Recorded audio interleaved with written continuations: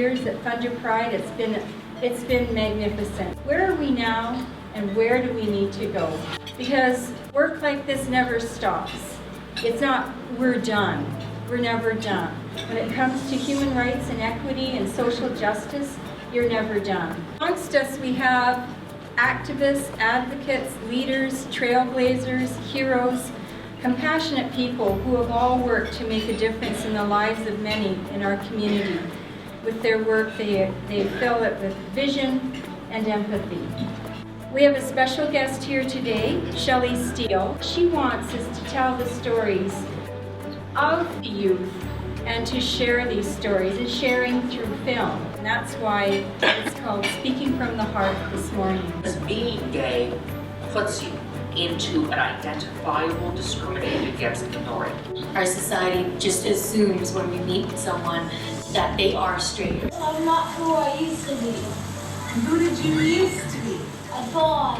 You know, the last portion of that film, in terms of you can have all the training in the world, you can have all the degrees, but it really comes down to compassion and empathy. And when it comes right down to it is we're all just human beings, and that's the part that seems so easy but so hard to get sometimes.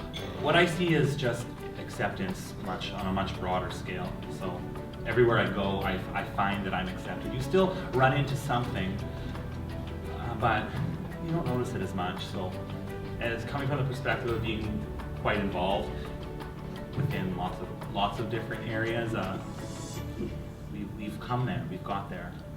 I think a couple of couples actually met and fell in love in my store because it ended up being a kind of a safe place, and some of those people come back to us and tell us, oh yeah, we met and fell in love in your store. I've certainly seen a huge change. I'm in the education system, and so even within the past 5 to 10 years, you see more teachers who are comfortable being out and positive role models for their students. I lived in Montreal for 37 years.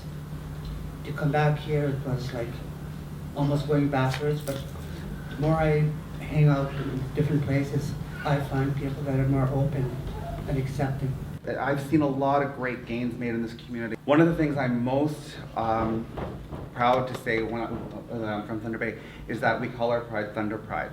And the reason why I like Thunder Pride more than just Pride Thunder Bay is by being Thunder Pride, it allows the entire community, regardless of their gender, sexuality, to be proud and celebrate their authentic self. I'm very proud that the board that I work with, all of our staff members have had anti-homophobia training, every single staff member, from teachers to custodial staff to cafeteria staff to bus drivers.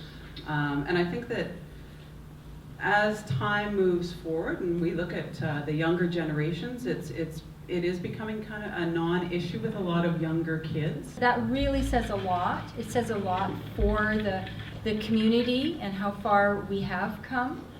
But I know that behind that positive, there are lurking some not so positive things. What I discovered working in addictions is that more than the average kid in addictions treatment self-identifies as LGBT2G, and lots of times they're there because they're struggling with self-acceptance. Our GSAs are very important, of course, but I think another huge area that we have to move towards is reducing stigma in terms of mental health, and also increasing the mental health supports so we require social workers within our schools. We need mental health care providers, mental health care nurses within our schools. I don't have formal mental health training, and yet, they're knocking on my door. We have these issues within our schools are real, and these kids need more support than what is available. Blanketing and saying, that doesn't matter to me. You say that to a person who identifies like this, that doesn't matter, but it matters to them. So you can't just say it's invisible and I don't notice that. Notice that. We want our differences noticed. Differences matter because everyone in this room is different. So acknowledge those, accept it, and move on. That's what, as simple as that sounds, but that's what you have to do. There's a lack of services for transgendered kids under the age of 18. And as a person who's worked with youth for a long time in Ontario, 16 and 17 is a wasteland for help. between the ages of 16 and 17. They're just in la-la land. When you go through puberty at the age of 13, what do you do for 5 years? Claiming our space, having our voice, sharing our voice allows us to engage in the meaningful dialogue about what it means to be our authentic self.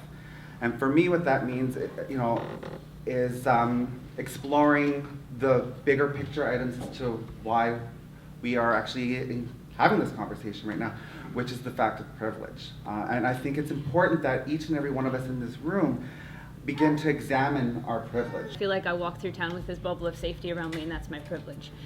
So my question is, who's not in the room this morning, and how can we make this a space where they can come into the room and they can be here with us and they can share their stories with us and benefit from the safety that we're able to create as a larger community? One of the voices that are missing are definitely the aging population within this community, our youth, and more importantly, people that are differently able. Recently, a GSA facilitator in a Thunder Bay High School was told by a former student, "You saved my life."